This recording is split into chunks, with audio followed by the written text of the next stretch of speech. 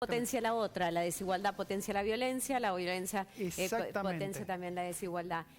Son cantidad los hechos de violencia que venimos relatando en estas últimas horas, en estos últimos días, muchos cada vez más, para decirlo, más violentos, más agresivos, ¿no? Cada vez va aumentando más. Bueno, vamos a hablarlo con José Abadi, de él estamos hablando, un médico psiquiatra. José, ¿cómo te va? Buen día. Querido Fernando, un abrazo. ¿Cómo está todo el equipo? Bien, acá todos atentos a la información que nos acabamos de mostrar, pero ¿tiene algún anclaje que se pueda explicar desde lo psicológico, teniendo en cuenta que, en definitiva, lo que hizo ese informe es, por lo menos, unificar lo que venimos hablando todo el tiempo, ¿no? Claro, unificar y de algún modo también descubrirlo, ¿no? En el sentido de descubrirlo como mostrarlo, no dejar que uno siga encubriéndolo, mirando para el otro lado. Esta es una realidad que estamos palpando y viviendo y es evidente.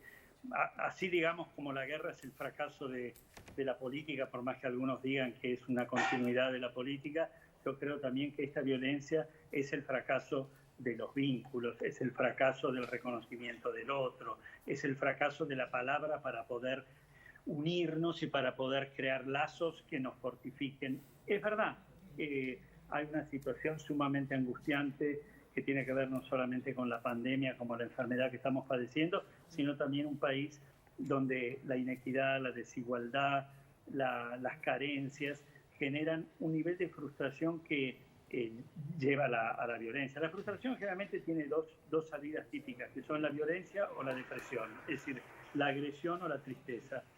Y acá vemos cómo esa frustración, que está ligada a carencias, motiva resentimientos, motiva una vivencia de soledad y de falta de sentido, de dirección de la vida, que se consagra después en ¿qué me importa la vida del otro? ¿Qué me importa hasta mi propia vida si vivo en una situación en la cual lo imprevisible ya ha dejado de ser imprevisible para convertirse en amenazante y poner en permanente peligro mi propia existencia, ¿no? Y José, yo creo que ¿cómo se rompe ese círculo vicioso? ¿De qué manera podemos tratar de empezar a romper ese círculo? Porque es una espiral que cada vez nos va tirando más hacia abajo. Claro, en la medida que tiene que ver con resentimientos, con frustraciones, con desigualdades, con falta de educación, en el sentido formativo de la palabra, con ausencia de espacios donde se puedan generar vínculos, porque la clave acá es reconocer el derecho del otro, la identidad del otro, derecho a la vida, ¿no? Los valores de la vida.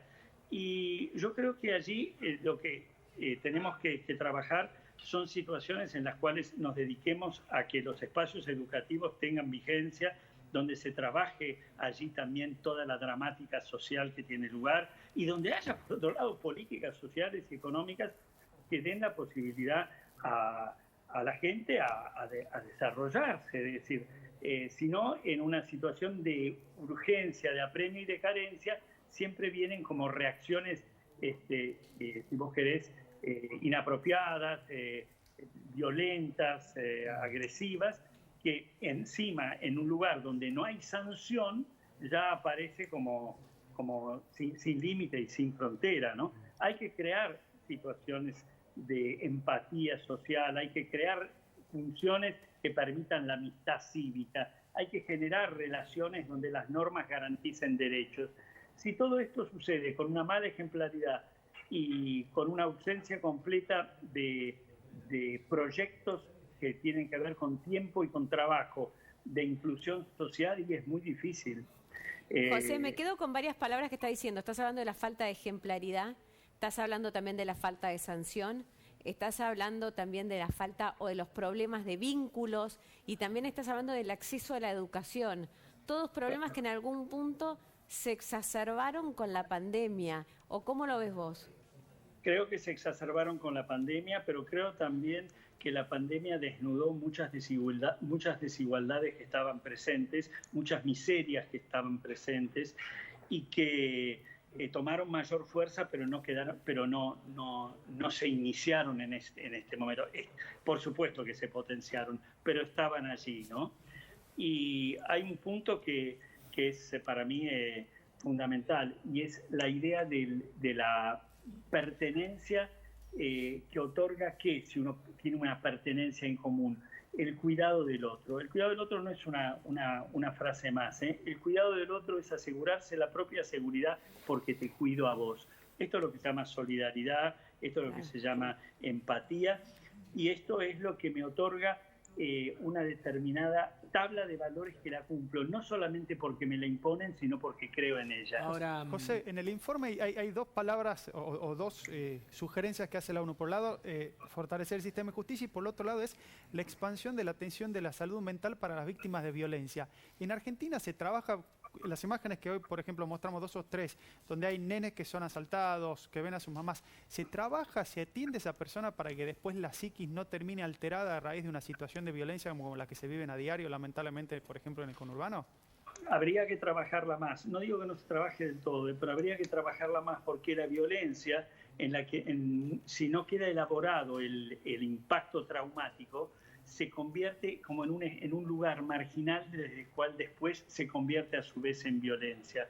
Pero también lo deja al sujeto en una sensación de desamparo cuando no es esto elaborado o asistido, que puede llevar también después a formas totalmente distorsionadas o imprudentes o violentas de actuar, ¿no? La salud mental no es solamente aliviar o curar enfermedades, no es solamente prevenir desde el punto de vista médico. La salud mental significa también despertar, cuidar y cultivar condiciones que mejoren la calidad de vida. Y que mejoren la calidad de vida es que haya una política que tenga claro que es más que un derecho, es una obligación, la felicidad posible de una sociedad y de una comunidad. Y eso no viene porque sí, eso viene a través de un trabajo, de una participación y de un esfuerzo, ¿eh? José, te quería preguntar respecto de lo que decíamos antes sobre el tema de la violencia y cuánto influye la desigualdad, ¿no? Y la observación de la desigualdad dentro de las sociedades. Nosotros vivimos todo el tiempo mostrando imágenes en donde hay un enfrentamiento entre iguales. Cuando digo esto es entre piqueteros que van a reclamar y policía, que a su vez también está muy mal. Paga, está muy mal tratada, está muy mal contenida, con lo cual está casi, te diría, que viviendo en la misma situación que el que tiene que contener y enfrentar. ¿Eso influye también? Claro, es muy buena la pregunta, Fer, porque vos cuando hablas acá de desigualdad no estás hablando de singularidad, de que, bueno, de posibilidades distintas, alguno accedió a más que otro en función de los talentos o de los esfuerzos. Estás hablando de desigualdades en términos de carencias, en términos también de injusticias, en términos yo diría como de un sentido que crea como, ahí está la palabra, crea rencor, crea resentimiento. Y la desigualdad, que está ligada a injusticia, carencia y resentimiento, tiene la enfermedad como resultado, y una de las formas en que se expresa la enfermedad también es la violencia. Pero ahí yo, José, me permito disentir en un punto, porque me parece que la violencia se da también en sectores incluso acomodados, donde no está ese rencor, donde no está esa desigualdad tan manifiesta, donde lo vemos a diario, de gente acomodada que expresa violencia. Me acuerdo, por ejemplo, el caso de los rugbyers, por ejemplo, es una violencia manifiesta y no eran chicos que tenían un problema de desigualdad claramente o rencores que puedan tener acumulados por esas carencias. Está perfecto tu comentario. Por supuesto que la violencia no solamente es producto de las desigualdades, también es producto de versiones sádicas, que son la perversión. Es decir, hay formas de violencia que tienen que ver con el sadismo, que tienen que ver con el ejercicio, entre comillas, distorsionado y enfermo del dominio y del poder. La violencia es la voracidad, la violencia es la indiferencia frente al otro y digamos, la omnipotente voluntad de apropiarse de todo a costa de lo que sea. Son todas formas de perversión de las relaciones que sin duda también tienen lugar en todo tipo de... Y en esa línea te quería preguntar algo más, porque antes hablaste de la solidaridad y los lazos de solidaridad que se van rompiendo. Solemos escuchar mucho también en la Argentina esto de que Argentina es un pueblo solidario, donde cada vez que hay alguna necesidad hay una muestra de solidaridad muy grande. ¿son compatibles esas dos cosas, la violencia y esa solidaridad, o hay alguna de las dos que en realidad predomina y la solidaridad no es tanto en realidad? Cuando la violencia toma